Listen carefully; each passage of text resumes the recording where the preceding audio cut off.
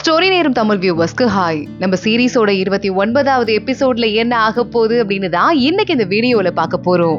Last எபிசோட்ல நானே சூஹிய முறைப்படி முதல் மனைவியா கல்யாணம் பண்ணிக்கிறேன் அப்படின்னு லூயன் சொல்லியிருந்தான். சூஹி சிரிச்சுட்டு இருந்தா. அதோட தான் முடிஞ்சது. இப்போ சூஹியோட வீட்ல இருந்து வந்த ஆளுங்களுக்கும் அவளை மிரட்டுறது முடியவே முடியாததா போயிடுச்சு. சரிங்க, கல்யாணத்துக்கு ஏற்பாடு பண்ணுங்க அப்படின்னு சொல்லிட்டு அங்க இருந்து சூஹி வீட்ல இருந்து வந்த ஆளுங்க கிளம்பிடுறாங்க. லூயன் பார்த்து கல்யாணத்துக்கு தேவையான ஒன்னையும் ஏற்பாடு பண்ணி வச்சுட்டு இருக்கான். கரெக்டா அந்த இடத்துக்கு சூஹி வரா. என் வீட்ல இருந்து வந்தவங்க கிளம்பிட்டாங்கிறதால இதுக்கும் மேல இந்த டிராமா தேவையில்லை, அட்டாக் பண்ற வேலையை ஆரம்பிக்கலாமா அப்படின்னு சொல்ல கல்யாண ட்ரெஸ் எல்லாம் ஏற்பாடு பண்ணி ரெடியா வச்சதெல்லாம் அங்கிள் ஓரமா போய் வைக்கிறாரு. லூயன் பாக்குறான், இப்பவே அட்டாக்கா அப்படின்னு. கொஞ்சம் கூட நம்ம வெயிட் பண்ணவே கூடாது, சீரியஸா அட்டாக் பண்ணணும், அதுக்கு ஒரு முக்கியமான விஷயத்த சொல்றதுக்கு தான் வந்திருக்கேன் அப்படின்னு சூஹி சொல்லிக்கிட்டு இருக்கா. இங்க இன்னொரு பக்கம் நம்ம ஷீச்சி கிட்ட வேலைக்கார லேடி வந்துட்டு பாட்டி வைஷாவோட பாட்டி இருக்காங்கல்ல, எல்லாருக்கும் புது ட்ரெஸ் கொடுக்கறதுக்கு ஏற்பாடு பண்ணிட்டு இருக்காங்க, வேலைக்காரங்களுக்கு கூட. அதனால எல்லாரும் சந்தோஷமா இருக்காங்கன்னு சொல்ல, அப்படியா அப்படின்னு ஷீச்சி கேட்டுட்டு இருக்கா. உங்களுக்கு ஒரு புது ட்ரெஸ் ரெடி ஆயிட்டு இருக்கு, போயிட்டு வந்துருங்க அப்படின்னு சொல்ல ஷீச்சிக்கு அளவெடுக்கிறாங்க பாட்டியோட வீட்டுல.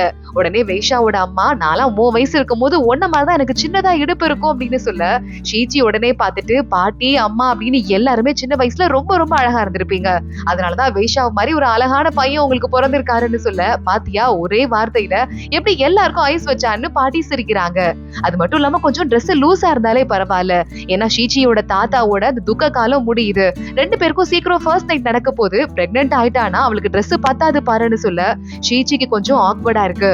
வைஷாவும் உள்ள வரான், சீக்கிரமா ஒரு பேரனையோ பேத்தியையோ பெத்தி என்கிட்ட கொடுடா அப்படின்னு அவங்க அம்மா மறுபடியும் சொல்ல ஆரம்பிக்க, ஆனா ஷீச்சி கிட்ட கொஞ்சம் பேசணும், நான் அவளை கூட்டிட்டு போறேன் அப்படின்னு அங்க இருந்து வைஷா கிளம்பி போயிடுறான். எதுக்கு இந்த டாபிக்க இப்ப ஆரம்பிச்சு அப்படின்னு பாட்டியே திட்ட ஆரம்பிக்கிறாங்க. ஷீச்சியை கூட்டு போனதுமே அங்க வைஷா சொல்லிக்கிட்டு இருக்கான், உனக்கு நான் ஒரு முக்கியமான விஷயத்த காட்டணும் அப்படின்னு. கரெக்டா 1 வருஷத்துக்கு முன்னாடி உங்க தாத்தா இறந்து போயிருக்காரு. இன்னைக்கு வைஷாவோட வீட்டுல தாத்தாவோட நினைவு பலகையெல்லாம் வச்சு அந்த ஃபங்க்ஷன் ஏற்பாடு பண்ணிருக்காங்க, 1 வருஷத்துக்காக திதி கொடுக்கறதுக்காக. ஷீச்சி அதை பார்த்துட்டு அழ ஆரம்பிச்சுடுறா. இந்த 1 வருஷம் ஃபுல்லா என் தாத்தா ஞாபகம் எனக்கு வந்துகிட்டே இருந்தது, ஆனா தாத்தாவை பத்தி பேசினா நீங்க கோபம் ஆயிருவீங்களோ அப்படின்னு சொல்லிட்டு அவரை பத்தி நான் பேசாமலே இருந்தேன். ஆனா எனக்கு இப்படி ஒரு ஏற்பாடு பண்ணிருக்கீங்க, என் தாத்தாவை நான் ரொம்ப ரொம்ப மிஸ் பண்றேன், டெய்லி மிஸ் பண்றேன் அப்படின்னு அழ ஆரம்பிக்க வைஷா அவளை கட்டி பிடிச்சுக்கிறான்.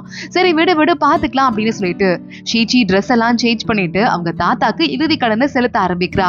1 வருஷம் முடிஞ்சதுக்கான அந்த தீதியை முழுசா அவளே அவ தலைமையில முடிக்கிறா. வைஷாவ அமைதியா சைடுல நின்னு நடக்கிறதெல்லாம் பாத்துட்டு இருக்கான். ஷீச்சி முடிச்சுட்டு உள்ள போக அவளுக்கு ட்ரெஸ் எல்லாம் சேஞ்ச் பண்ணிட்டு இருக்காங்க. அவளை ஃபர்ஸ்ட் நைட்டுக்கு ரெடி பண்ண ஆரம்பிக்கிறாங்க. ஷீச்சி ஒரு பக்கம் ரெடி ஆயிட்டு வெக்கத்தோட சிரிச்சுட்டே நின்னுட்டு இருக்கா. இன்னொரு பக்கம் வைஷா ஆபீஸ்ல இருக்கான். அவனுக்கு பயங்கரமா நர்வஸா இருக்கு. கொஞ்சமாவது இப்படி படபடப்பா இந்த பக்கமும் அந்த பக்கமும் சுத்திக்கிட்டு இருக்கான். அப்போ ஷீச்சி கிட்ட வேலைக்கார லேடி வராங்க. உனக்கு ஏதாவது டவுட் இருந்ததுன்னா என்கிட்ட கேட்டுக்கோமா, புக்கு கூட இருக்கு, அதை கூட படிச்சுக்கோ.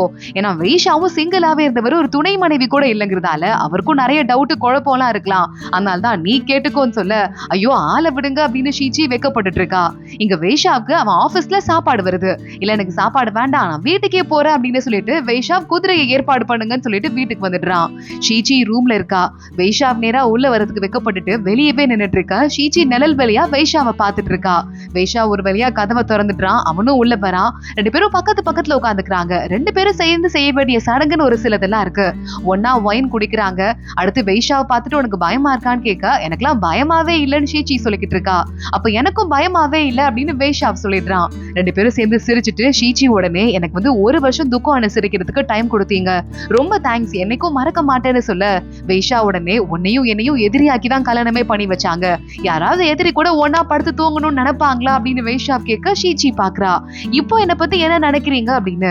வைஷா உடனே, உன்னையுமே என் வாழ்க்கையில இருந்து எடுக்கவே முடியாதுங்கிற அளவுக்கு நான் பயங்கரமா ரொம்ப ரொம்ப உனக்கு அடிக்ட் ஆயிட்டேன்னு கூட சொல்லலாம். அது மட்டும் இல்லாம 1 வருஷம் உன் கூட இருந்ததுல நான் ரொம்பவே உன்னை ஆழமா காதலிக்க ஆரம்பிச்சுட்டேன் அப்படின்னு வைஷா அவனோட மனசுல இருக்கிறதெல்லாம் சொல்ல ஷீச்சி லேசா வைக்கப்பட ஆரம்பிக்கிறா. வைஷா அவளுக்கு கிஸ் பண்ண ஆரம்பிக்கிறான். ஷீச்சியும் பயங்கர நர்வஸா இருந்துட்டு இருக்க. கரெக்டா 2 பேரும் கிஸ் பண்ணிட்டு இருக்கும் போது யாரும் கதவை தட்டுற சத்தம் கேக்குது. நம்ம தளபதி தான் கதவை தட்டிக்கிட்டு இருக்கான். அமைதியாரு, பேசாத உஷ் அப்படின்னு சொல்லிட்டு வைஷா சொல்ல, நீங்க உஷு சொல்றது கூட வெளியே கேக்குது, சீக்கிரம் வெளியே வாங்க, ஒரு முக்கியமான விஷயம் தளபதி சொல்றான். என்ன முக்கியமான விஷயம்னு கேட்க, ஷீச்சியோட ஊரை அட்டாக் பண்றாங்க அப்படின்னு சொல்ல 2 பேரும் ஷாக் ஆயிடுறாங்க. வைஷா மறுபடியும் ஆபீஸ்க்கு வந்துடுறான். நம்ம எல்லாம் ஒரே டீமா இருக்கோம், இப்ப அந்த ஊரை அட்டாக் பண்றவங்க அடுத்து நமக்கு தான் வருவாங்க, நம்ம பதிலுக்கு அட்டாக்கு ரெடியா இருக்கணும்னு சொல்ல, அப்போ நம்ம இருக்க பண்ணிக்கும் அட்டாக் பண்றதுக்கு லூயனோட ஆளுங்க வந்துட்டாங்கன்னு தகவல் வருது.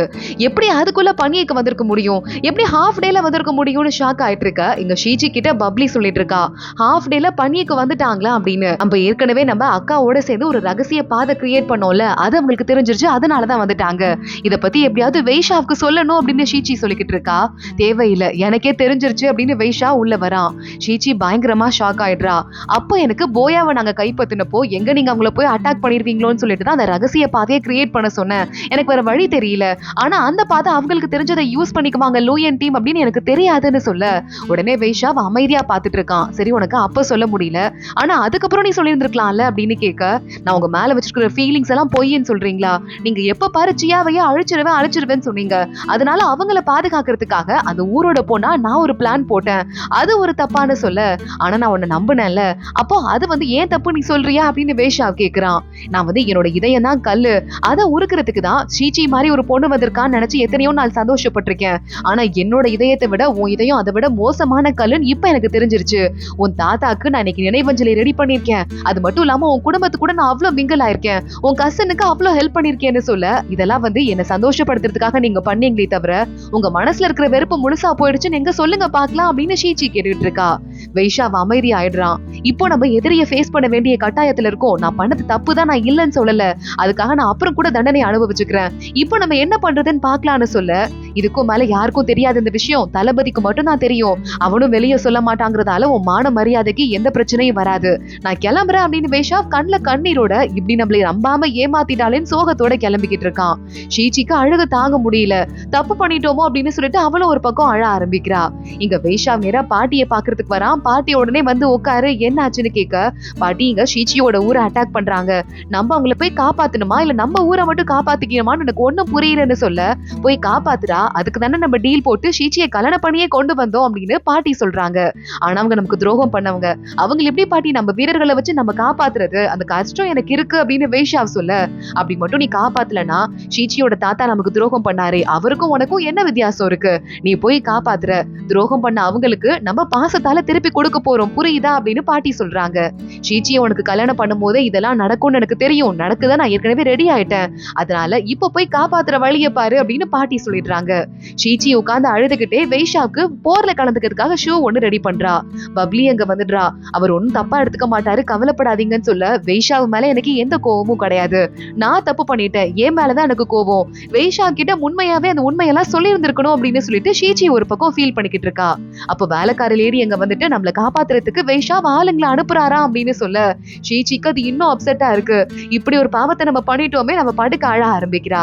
இங்க பப்ளி நேரா தளபதியை பாக்குறதுக்கு வந்துட்டு, இங்க பாரு நான் உனக்கு ஒண்ணு ரெடி பண்ணிருக்கேன் அப்படின்னு சொல்லிட்டு அவனோட கேடயத்துல ஒரு லக்கி சாம் ஒண்ண மாற்றா. சீக்கிரமா திரும்பி வந்துட்டு உனக்கு அடிபடக்கூடாதுன்னு சொல்ல, மத்த தளபதிகளும் பாக்குறாங்க, யாங்கெல்லாம் அடிபடுதோ இல்லையோமா, அவனை மட்டும் நாங்க அடிபடாம கூட்டு வந்துடுறோம் அப்படின்னு கிண்டல் பண்ணி சிரிக்கிறாங்க. பப்ளியும் தளபதியும் வேக்கப்பட்டு சிரிச்சிட்டு இருக்காங்க. இங்க ஷீச்சி அந்த ஷூவை ரெடி பண்ணிட்டு ஆபீஸ்ல உட்கார்ந்துட்டு இருக்க வைஷா உள்ள வரான். எதுக்கு இங்க வந்திருக்கேன்னு கேட்க, நான் ஷூ ரெடி பண்ணி கொண்டு வந்திருக்கேன்னு சொல்ல, எங்க ஆளுங்க உங்க நாட்டை போய் காப்பாத்து போறாங்க, உனக்கு நிம்மதியா இருக்கும்னு நினைக்கிறேன், ஓகே தானேன்னு சொல்ல ஷீச்சியை பாக்குறா. உங்ககிட்ட ஆளுங்க இப்ப பல பேர் அணைக்கட்ட போயிட்டாங்கிறதால ரொம்ப கம்மியா இருக்காங்க, நான் போயாக்கு போயிட்டு எப்படியாவது பீச்சி இருக்காருல அவரோட ஆளுங்களெல்லாம் உங்களுக்கு ஹெல்ப் பண்றதுக்கு ஏற்பாடு பண்றேன்னு சொல்ல, அமைதியா அவளையே வைஷாவை பாத்துட்டு இருக்கான். எந்த பதிலுமே சொல்லாம அங்க இருந்து கிளம்பி போயிடுறான். ஷீச்சிக்கு அழுகையா வருது, அழுதுட்டே அப்படியே பாத்துக்கிட்டே இருக்கா.